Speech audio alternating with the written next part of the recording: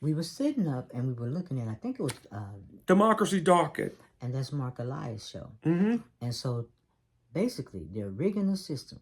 And Amy Riggs, It's just the North Carolina Supreme Court justice. okay, And she won by 700 votes out of 5 million North Carolinians cast in North Carolina. and she said it was okay to do the recounts. Yeah, and that's normal process.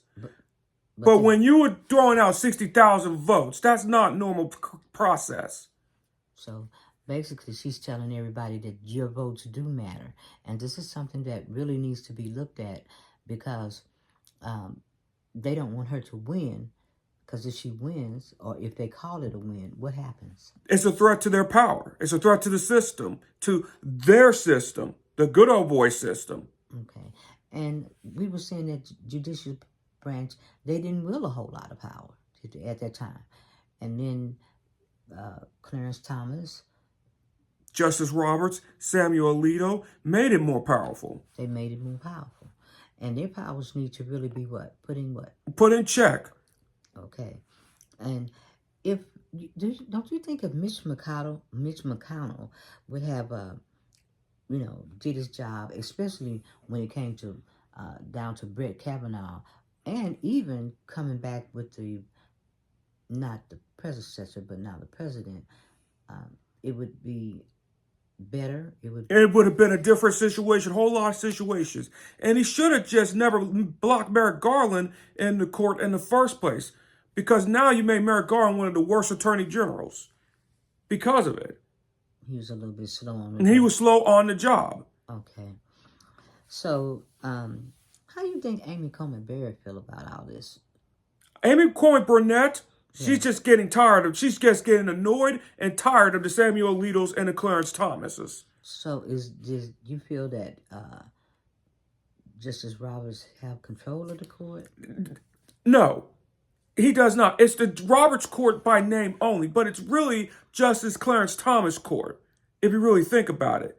And it was thanks to people like Leonard Leo. Now, who was Leonard Leo? He was one of the Federalist Society, president of the Federalist Society. Oh, okay. And so basically, Roberts have been trying to get rid of what? He was trying to get rid of the Civil Rights Act and the Voting Rights Act. And that was Civil Rights Act of? In the Voting Rights Act of 1965, by weakening it by stripping Section 5, which was the guts of the Voting Rights Act. And now they're going after Section 2 of the Voting Rights Act. And once you go after Section 2 of the Voting Rights Act, it's not enforceable. Oh, okay. Now, the co-founders of the Heritage Foundation, the one that died in 2008. Before Trump was Paul Ryrick. And he was the one that got social conservatives, him and Jerry Falwell, to the Republican, the hypocrites, as we call, like I hip stock the hop, the hypocrites to the Republican Party. Okay. And so. And here's what Paul Ryrick said back in that one of his conventions. He said, we don't want everybody to vote. This was back in the 1980s. Okay. He did not want everybody to vote. So what's that really mean? That means he wanted to keep black and beige people from holding people accountable. And he only wanted people with property, the right to vote, in the original intent of the U.S. Constitution. And that was Paul Ryrick? Yeah, that was Paul Ryrick. Okay. And so basically, going back to Amy Riggs, who they're trying to rig the system for her, they're kind of discount military votes, LGBTQ votes, the working class. And the working class is in decline. And guess what? The black working class is going up and up. That's what is really happening. Okay. So, and also getting rid of mail-in ballots. Mail-in ballots, which that also hurts the elderly, because the elderly cannot even go out and physically vote. If you're not physically able, you need mail-in ballots. And then there's just some people that are true introverts that don't want to see people. They use mail-in ballots so they can avoid people. So this also hurts the elderly, and it hurts people with introverts. And it hurts, yeah. So people that like to go out or just stay in And and just stay don't want in. to go and be around a lot of people. Lot of people. So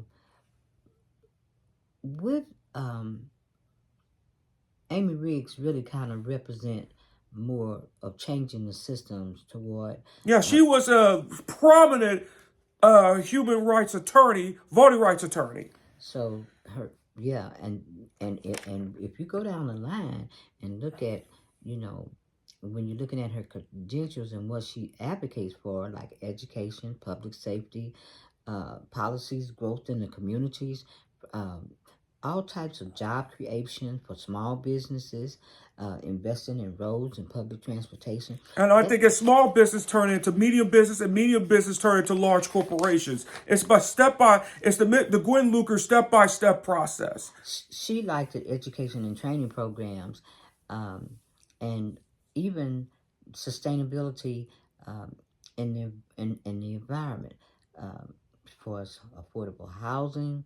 Um, let's see, she liked it, conserving energy. You know, everything that Miss Riggs, Amy Riggs, represent kind of falls in the line of Project 2025, and I can see them fight. And they're fighting Amy Riggs, fighting against Amy Riggs Yeah. in Project 2025. And you have one energy secretary that said that climate change is good. So basically, you know, they're trying to keep her Out of out. the court. They're trying to keep her out. And she's a current justice, and she won by 700 votes out of 5 million cast ballots in North Carolina. 5 million cast. 700. And to say that your vote doesn't matter, that's a lie right there. Well, she was on Brian Tyler Cohn's podcast also, and she was discussing and telling him what they were doing to her. Has she yet won, or they're still doing a recount, or They're 98% done. 98%. And she's still going, and it's going to be the same results. She won by the same amount of votes. So just shining a light on what's going on with Amy Riggs. They're still over there on the other side, talking about who and his son. Hunter Biden and his son. But we're not getting that information about the voting rights and how. Not in the legacy media, which is another failure of the legacy, and why, which is another reason why we need to support independent media and cut the damn cord. Well, it's been a lot happening in these weeks, and it's going to be more happening to come. It's going to be even worse. More chaos. But what we're finding out is that it's a lot of information that's being left out, and the things that they're touching upon on the other side, they're not. You know, what needs to be brought to attention is what's going on with our rights, with our voting rights. What's happening to them? If it's happening to Amy Briggs, this is happening to us, and I'm glad that Brian Tyler Combs and Mark Elias, yes, Democracy Docket is talking about this. yeah. So I think, you know, that you think anything else that you would like to cover or say? What I'd like to say to the 84 million people that didn't vote, it really showed that you did not and didn't read. You just didn't really care. To the 84 million people that said, "Oh, I'm just sitting out because it don't matter." Well, if you look at the 3 states like Michigan, Wisconsin, and Pennsylvania, if it was by 200,000 votes out of 84 million, okay, your vote, if we had just 100,000 of that 84 million, Kamala Harris would have been president today. So to say that your vote didn't matter, that's another lie right there. So basically, the president don't have the mandate that. It was a plurality of people. Only 49% the plurality. 51% didn't even vote. They don't agree. The majority does not agree. And matter of fact, you had 84 million people that just sat on their ass. Okay. And that which enables the predecessor, now the president, Right. to getting in his office and getting away scot-free with criminals. So the 84 million enablers that sat on their ass are just as worse as the people that support the president. Okay. So on that note, we, like I said, we're grateful to the independent media, and we kind of wish, and like I say, we try to share videos on the community tab because it's the community, and I don't feel that I think the concept of community is really broken. What Trumpism has done to mental health and to community is like what Reaganism did to economics in the working class, in the poor middle class. Okay. So, anything else you would like to add? This is the price that you pay for looking for a savior. And this is the price for you not using your power. We had black people that died for their right to vote. Died. And the 84 people that sat on their ass that did not vote, you insulted the people that died for their right to vote. Well, that's what they try. And as a person with unique ability, and black people cannot afford to sit on their ass because it matters who the president, it matters who the prosecutor is, it matters who your representatives, who your senators is, who the governor is. And so the only guardrails now that's coming in is all the judges. All the judges that President Biden is appointing in. That's the only guardrails that we have left. Okay.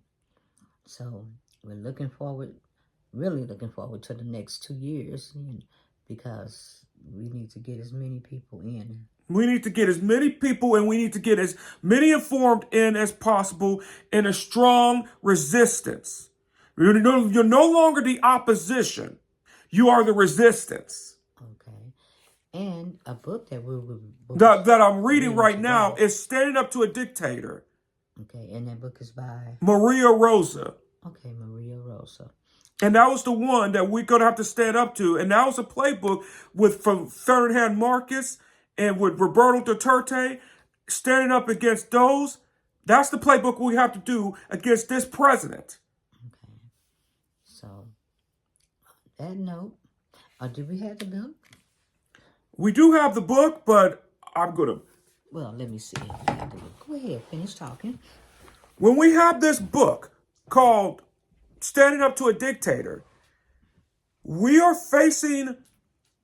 What we're facing with Ferdinand Marcos and Roberto Duterte is what we're seeing with the president, throwing opponents in jail.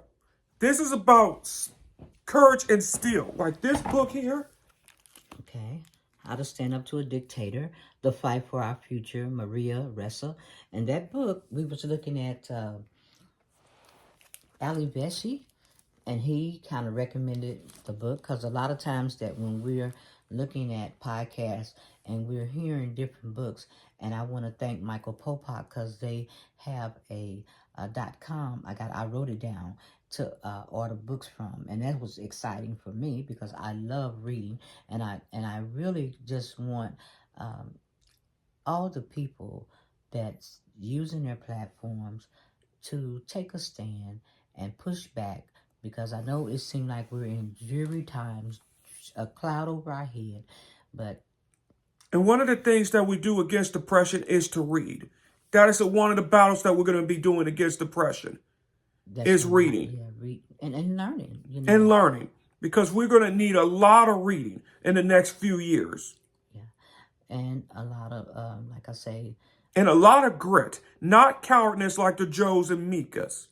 Okay, well... Or betrayal. And also during these few years, you're going to learn who your true friends are and who your enemies are. Well, I can honestly say that even looking back, and I don't like going back, going forward, looking ahead, is that I like to thank, and I thank MSNBC. I'd like to thank Rachel because I think she's fought hard and pushed back on a lot of, Her, Nicole Wallace, the ones that had integrity at MSNBC, we'd like to thank. We can't leave out Lawrence O'Donnell. And Lawrence O'Donnell. Ari, Ari Marlboro. Joy Reid, you know. Those are the people with integrity. And I know that, you know, people say corporate media, mainstream media, but there have been people before we had the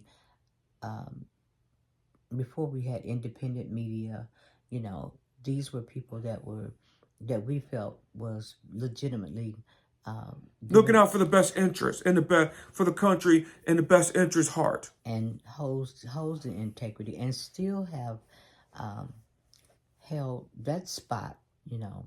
And I guess we're not probably looking at the ratings. We're not comparing or contrasting MSNBC to CNN because we thought CNN jumped ship long time ago. That was just totally out, and we never were Fox News people. I hate Fox News with a passion. I call it lie news, Fox noise, lie news. But like I said, we get a lot of information. We're watching, we're looking, and we're staying on top, you know. And one thing during this time, you have to stay well informed. You have to keep reading. You have to keep educating yourself. You have to, you have to take a stand. So, And get out and vote every single year because this is cool. And read this book right here. and we would like to thank Ali Beshi for telling us about this book. We're almost through with it, and we will continue to read. And on that note, On that note, we are out. all right.